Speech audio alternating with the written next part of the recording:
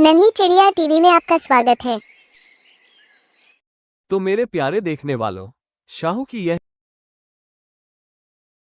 Arctic के बर्फ से ढके मैदानों में, जहां बर्फ के बवंडर और ठंडी हवाओं का राज था, वहां हिमचीलों का एक परिवार रहता था। सब शिकारी थे, निडर थे, सिवाय नन्हे शाहू के। शाहू एक हिमचील तो था, लेकिन उसे ऊंचाई से डर लगता था और ठंडी हवा में उड़ान भरने से भी। शाहू बर्फीले घोंसले के बिल्कुल बीच में सिमटकर बैठा है, उसके पंखों में कपकपी है। वो अपनी माँ से कहता है, मैं बाहर नहीं आऊंगा। अम्मी, ये बर्फीली चोटी बहुत ऊंची है। अगर मैं गिर गया तो नीचे बर्फ के ढेरों में दब जाऊंगा।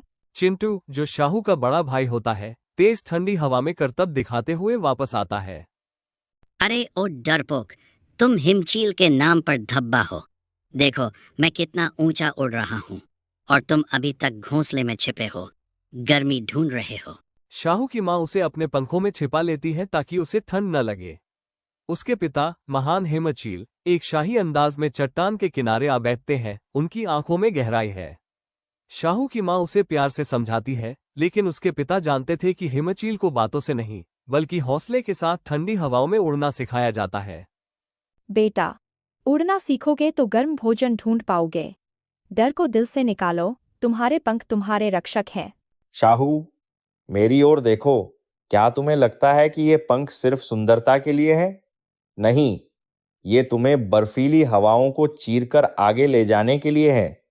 याद रखना, हिमचील तब तक नहीं गिरती जब तक उसका हौसला न गिरे। सब बातें कर ही रहे होते हैं कि अचानक आकाश का रंग सफेद से गहरे स्लेटी में बदल जाता है। तेज बर्फबारी और हवाओं की आवाजें आने लगती हैं और चट्टान पर बर्फ की परत जमने लगती है। सब एक चट्टान पर इकट्ठे होकर बैठ जाते हैं। किस्मत शाहू को ज्यादा समय देने के मूड में नहीं थी। अचानक मौसम ने करवट ली और एक भयानक बर्फीले तूफान ने चट्टान को अपनी चपेट में ले लिया। एक जोरदार बवंडर शाहू को चट्टान से उखाड़ देता है। वो हवा में कलाबाजियां खाता हुआ नीचे बर्फीली खाई की ओर गिरने लगता है। बचाओ अम्मी, अब्बा, मैं मर रहा हूँ, मुझे बचा लो। शाहू तेजी से जमी हुई खाई की ओर गिर रहा था। उसके माता पिता बेबस थे, क्योंकि तूफान बहुत भयानक था।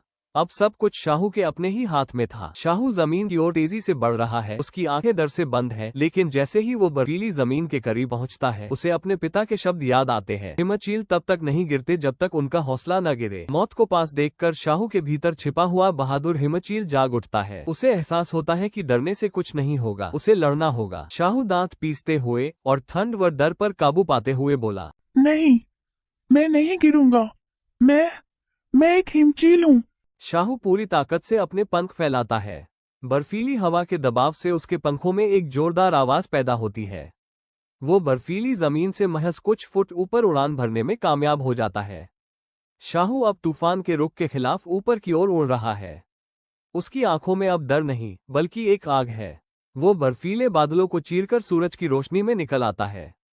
वो डरपोक शाहू अब कहीं खो चुका था। अब वहां सिर्फ एक माहिर शिकारी था, एक शहजादा जो अपनी मर्जी से बर्फीली हवाओं के ऊपर तैर रहा था। उसने वो कर दिखाया था जिसका उसने कभी सपना भी नहीं देखा था। शाहू मुस्कुराते हुए और शांति से उड़ते हुए बोला, वाह, मैं कितना गलत था। ये ऊंचाई और बर्फ डरावनी नहीं है, ये तो खूबसूरत है और मुझे ताकत दे रही है। आज तुम सच्चे हिमचील बन गए हो बेटे। तो मेरे प्यारे देखने वालों, शाहू की यह कहानी हमें सिखाती है कि हम सभी के भीतर एक बहादुर आत्मा छिपी होती है। हम सिर्फ इसलिए पीछे रह जाते हैं क्योंकि हमें असफलता का डर होता है। जिस दिन आप इस डर को छोड़ देंगे, ये सारा आकाश, चाहे वो बर्फीला ही क्यों ना हो, आपका होगा। Thank you for watching this video. Please like and share this video and don't forget to subscribe our channel and press the bell icon button.